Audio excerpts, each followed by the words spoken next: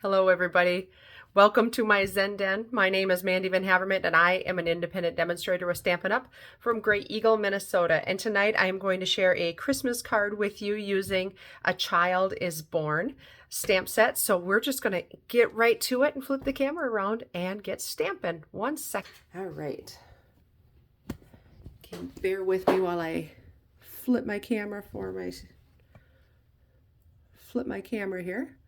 All right, so A Child is Born. This is in the mini, let's see here, September to December mini catalog. Why? I don't know why that's hard for me, but that's where we're at. The September to December mini catalog, otherwise on the online store.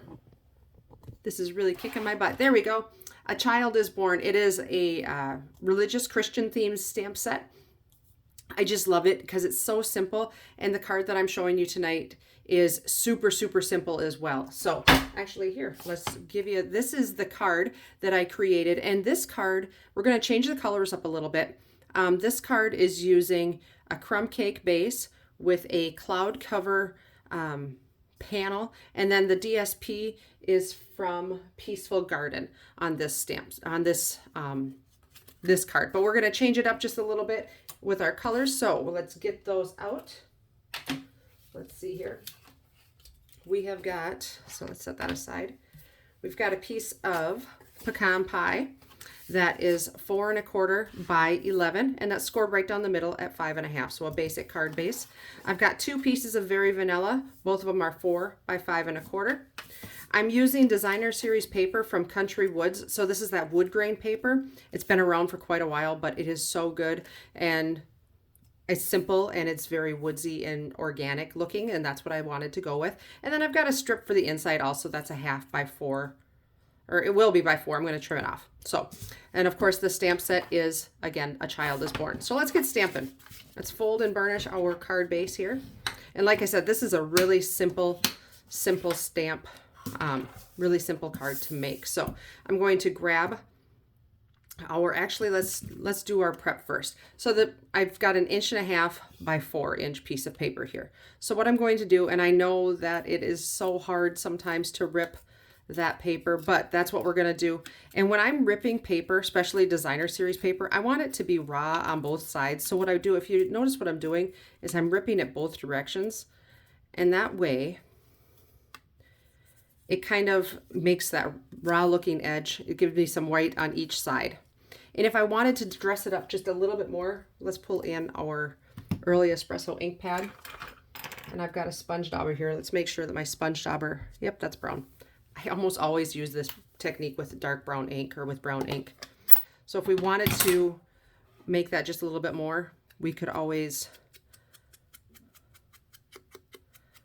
take our sponge dauber, and on the edge of our paper, we could, and that tends to make it a little bit more rough looking. Looks almost kind of burnt when you're using a black or a dark, the dark early espresso ink, which I kind of like too, especially with wood, because it looks like, you know, it was burnt, or it was, what's that? My kids had one. It was a wood burning kit. They used to, like, for real, I bought my kids a wood burning kit. They used to make crafts with this wood burning kit. They actually made quite a few things. It was really cool, where it would, like, it was like a pen, and it would scorch the wood. It was a neat little craft for them. I had a lot of trust in my children when they were little. I think they were probably 10 or 12 when I gave it to them. I don't know. Anyhow, this looks like burnt wood, and I like that look. So there's a couple different options for you. You can really work the white edges, or you can use your sponge dauber and make them dark. So while I've got my ink out here, let's grab, I'm going to use the gigantic huge block for this, just because it's the stamp, which I did not mount yet, is quite big. So if I put that on the next size smaller, it's really tight on there. So I like to use the big block, and then plus then I can see exactly where I'm at. So just mount your stamp on there like so. And then while I've got my stamp set open, let's grab some sentiments. Sentiments are really great in here. For unto us a child is born. Oh, come, let us adore him. When they saw the star, they rejoiced. O holy night, and all is calm, all is bright. And then we've got a couple of little lambs there, and of course a manger. So let's grab some, let's see. I'm going to grab these little stars. So let's pull those out. I love photopolymer stamps because they mount so easy. Let's see here. What should we put on there? I think we're going to do For Unto Us a Child is Born. Yep, that's this one here. I'm going to use that on the inside. And then on the outside, let's do O Holy Night. So it's a little different than my sample card, but still going to be equally as beautiful and just a little bit different. So let's ink this up. And when I'm inking up a bigger stamp like this, I like to go upside down. And be very careful. If I've never given you a rundown on a Stampin' Up ink pad, they're made out of foam. So you really don't have to press hard. In fact, if you do press really hard, you're going to end up with more mistakes, and that's how you get the shadows around. So just tap it gently. Then we're going to flip our, and I'm going to center it as best I can. Just like that. If you have a Misty or a Stamparatus, this would be a great card to use with those tools as well. But the large block works equally well. So take that off. Beautiful. And I love that it's so simple. It just makes me happy. And I love the sentiment, the feeling behind this card is a pretty simple card, right? I mean, Oh Holy Night. It doesn't get any more simple than a child being born in a manger, right? So we're going to do Oh Holy Night right below that. And then I'm going to take my stars that are up in the sky. Let's see here. We're going to do this. And I'm turning it because there's one star that's like a cross almost, so it's the brightest star. That one I want to be up and down. So that's what I was going for there. All right, so our stamping on the outside is done. That is it. So then on the inside, I'm going to put For Unto Us a Child is Born. And that's going to be, now I can write my message in there. If you wanted to put the manger down in the corner, that would be a perfect place to put that manger. All right, so I've already ripped these. So what I'm going to do is place one right up on top. And if your stamping got a little too high or a little too low, this is super forgiving because I can place that wherever I want. And then I can always flip it over and trim off any that I don't want on there. But be careful. The ink might still be wet. So if you're going to do that burnishing thing that we did earlier, be cautious that you don't wreck your card like I just kind of did, but it'll be okay. It'll be okay. Nobody is looking at your card that close. Best way to do it is just put our adhesive right there on the bottom and then line it up on the edge and make it straight as if it's not perfectly straight, guess what? Nobody's going to know that either because it's ripped. So it's just torn paper.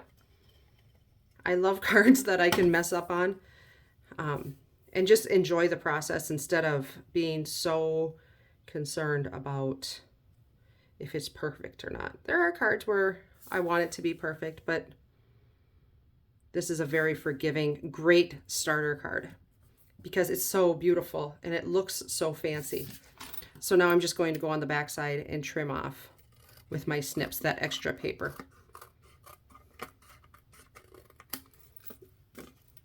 And it looks like you measured it exactly perfect and you've got it all perfect. And we all know, we know it's okay. Of course we're perfect.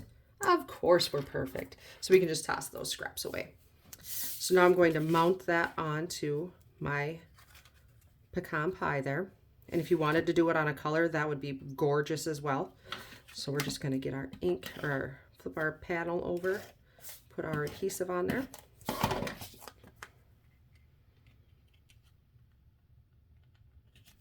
And center it. Beautiful. So now let's open our inside, and actually I'm going to mount this across the bottom. I'm going to do that rougher wood over there instead of the fancier wood, but I'm just going to put that right on the bottom. I might be pretty close there. I'm going to put it up a little bit because my tape ran. See, I'm telling you, there's no right or wrong. I'm going to put that up just a little bit because my tape got a little high over here, and I don't want a tape goober. And that's an official term, tape goober. All right, so I'm just going to trim off that bottom. So now I've got a little strip at the bottom, and that's perfect.